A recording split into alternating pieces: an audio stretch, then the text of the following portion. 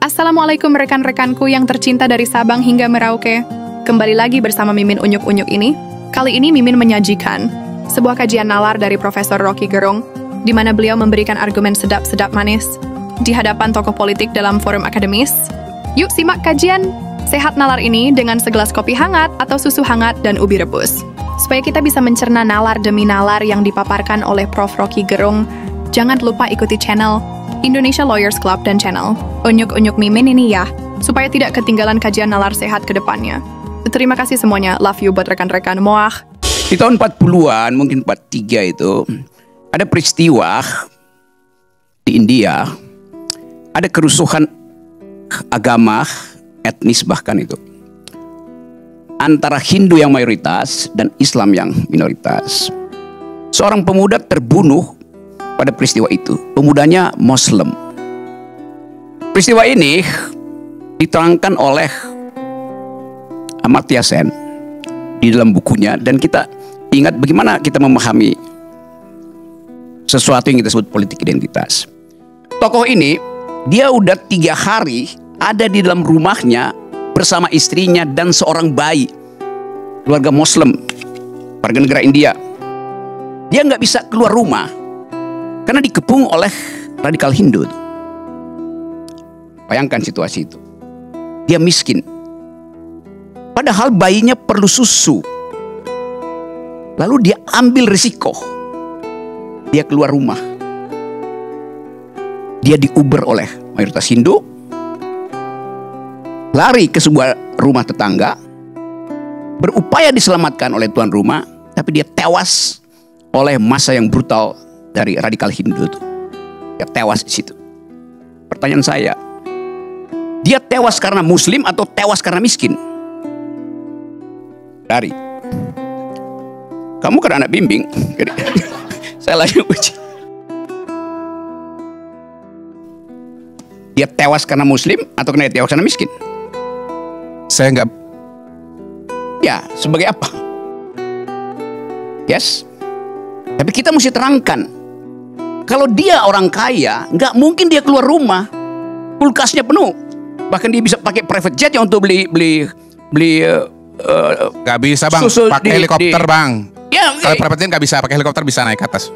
Dia itu orang kaya, lebih kaya dari lo gitu. Jadi lo nggak usah bayangin apa-apa gitu. Saya yakin sekarang saya lebih kaya daripada abang. itu nanti dibuktikan di KPK. Saya ulangi poin itu ya, ini serius nih. Karena status sosialnya miskin, dia ambil risiko. Dia mati karena dia miskin. Bukan karena agama. Dia mati. Memang orang sebut itu urusan agama. Tapi kalau dia minoritas dan kaya, dia selamat. Indonesia juga begitu. 98 banyak minoritas yang kaya selamat kabur dari kerusuhan 98. Jadi ada variabel lain di situ. Bukan sekedar variabel ras segala macam. Ada variabel kelas di situ. Itu poin pertama. Poin kedua, saya dengar tadi Pak Jokowi bicara tuh bahaya. Oke, bahaya. Oke, kita bisa bayangkan dulu bahayanya dulu ya. Tapi kemudian beliau tambahkan, kita akan ada orang yang memanfaatkan itu. Ini udah insinuasi. Siapa yang akan memanfaatkan? Tentara, Kartosuwiryo, Aidit, siapa? Jadi istilah itu aja udah menimbulkan kecemasan. Siapa? Cina, Amerika. Jadi Pak Jokowi bicara sebagai politisi di situ, bukan sebagai negarawan, kendati itu forum negara. Karena dia menakutkan sesuatu yang dia juga nggak tahu tuh apa tuh. Akan diporak-porandakan, akan ada yang menyusup segala macam. Siapa? Jadi kalau saya lihat misalnya Pak Jokowi, mending jangan lihat ILC, karena Anda akan gugup untuk melihat bahwa konsepnya macam-macam di sini. Dia pasti nggak ngerti. Sekarang saya buat mengerti dulu ya. Saya buat mengerti dulu. Kata identitas dipakai Pak Jokowi. Kita juga pakai kata itu. Apa sih itu identitas? Siapa di sini yang punya identitas? Identitas itu di dalam bahasa aslinya, bahasa Yunani, artinya dia yang sudah mati. Karena cuma orang mati yang bisa diidentifikasi. Itu etimologinya begitu. Arya Bima identitasnya Soekarno. Apa selamanya begitu? Belum tentu. Karena dia masih hidup, dia masih berubah. Kodari, apa identitas 3 periode? Pasti begitu.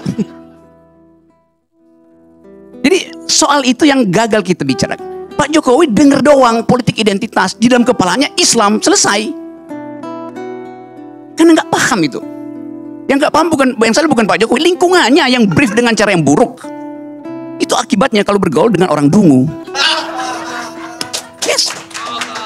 Saya terangkan itu lebih lanjut. Sekarang saya lanjut ya. Lahan-lahan aja. Sesuatu disebut sebagai identitas karena direkognisi. Dalam politik, identitas itu timbul karena direkognisi. Supaya kita selamat dari kedunguan yang menganggap identitas itu final. Enggak. Identitas itu ada kalau orangnya final, artinya udah mati dia. Baru dia kita tahu identitasnya tuh. Selama dia hidup, aroma politiknya Bung Choi ini, Ustadz Choi ini baru dari pro Ahok, sekarang dia menganggap Ahok ada kesalahan di situ. Biasa itu. Pro Anies sekarang. Biasa aja. Oh dari pro Prabowo sekarang masih pro Prabowo. Jadi secara ensiklopedik kata identitas itu hanya mungkin terjadi kalau orangnya udah mati. Itu intinya. Nah sekarang untuk menyelamatkan kekacauan konseptual itu dibikin istilah lain, politics of recognition. Dalam kategori itu identitas dianggap dihidupkan karena direkognisi. Nah itu yang menyebabkan kasus di Kanada misalnya, dia pakai politik multikultural, di kita multikultural. Tetapi mesti diingat, sesuatu disebut multikultural kalau dia punya efek elektoral, hanya itu intinya tuh. Kalau Anda punya identitas sesuatu nggak punya efek elektoral, nggak akan disebut sebagai politik multikultural. Baca William Lika, baca Charles Taylor segala macam itu pentingnya baca, jangan kerja aja. Jadi bangsa ini didirikan oleh orang yang membaca buku. Sehingga tadi yang terangkan oleh Fahri, mestinya kita perkakas yang ditinggalkan bangsa ini itu otak, pikiran kita pakai. Teruskan perdebatan konstituan itu, teruskan percakapan tentang masa depan itu. Nah Pak Jokowi nggak ada di situ. Pak Jokowi nggak tahu masa lalu, nggak tahu masa depan. Coba kita fair, coba tanya Pak Jokowi. Apa yang Pak Jokowi tahu tentang yang diterangkan oleh Fahri? Nol. Apa yang diterangkan Egy itu tentang masa depan, harapan? Rock ini memang sok tahu benar-benar. Saya tahu semua memang. Karena itu saya terangkan. Kan, jadi kita berupaya untuk mendengar. Lama-lama oligarki intelektual juga dia. Ini apa relevansinya nih saudara? Lanjut. Oke, lanjut sekarang ya. Saya ambil sekarang bagian yang oke, kita bicara masa depan sekarang. Kita ingin masa depan kita dihasilkan oleh pemilu yang bermutu, right? Oke. Pak Jokowi juga bilang begitu, pemilu mesti bermutu tuh. Bagaimana pemilu itu bisa bermutu? Ada pertengkaran pikiran di dalam kampanye. Itu intinya tuh. Seorang pemimpin, dia harus mampu untuk menghasilkan konsep yang visioner. Di mana konsep visioner itu dimungkinkan dihasilkan? Di universitas, dalam pertengkaran di kampus. Tetapi kata Pak Jokowi, jangan bawa politik ke kampus. Dia nggak ngerti masa depan artinya. Masa depan itu ada gagasan, pikiran. Kampus dilarang untuk memperdebatkan politik. Lalu di mana kualitas perdebatan itu? Nggak ada. Satu poin ya. Poin kedua, seorang tidak cukup dia punya intelektualitas, dia juga punya moralitas itu. Di mana bagian itu diuji? Ya di rumah ibadah. Tapi nggak boleh menguji presiden di rumah ibadah. Jadi Pak Jokowi mau bilang pemimpin ke depan itu nggak perlu intelektualitas, nggak perlu moralitas, cukup elektabilitas. Nah itu urusannya Kodari. Survei aja. Jadi kita mensurvei sesuatu yang pemimpin kita hasil survei, bukan hasil pertengkaran akademis, bukan hasil moral clarity. Karena di tempat di mana pertengkaran pikiran harusnya diwujudkan, justru dilarang, yaitu kampus. Di tempat di mana moralitas diuji, justru dilarang, yaitu masjid, gereja, rumah ibadah. Di mana otaknya?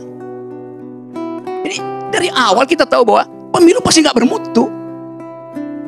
Poin terakhir, 75 hari kampanye. Salah. 4,5 hari kampanyenya. 17 partai ingin membuktikan visinya itu masuk akal. Selama 70 hari. 70 bagi 17, 4,5 hari. Apa yang mau diharapkan dari pertukaran pikiran selama 4,5 hari? Yang diharapkan adalah amplop. Rakyat nunggu amplop. Jadi pemilu ini didesain untuk menghasilkan orang yang tidak berpikir dan orang yang hanya menagih amplop. Itu intinya. Karena itu saya anggap bahwa ini refleksi kita supaya kita nggak segera ditipu oleh juru bicara yang disewa oleh istana untuk membodohi kita. Ini forum kejujuran gitu. Saya nggak punya kepentingan, saya nggak punya partai. Gua nggak dukung siapa-siapa.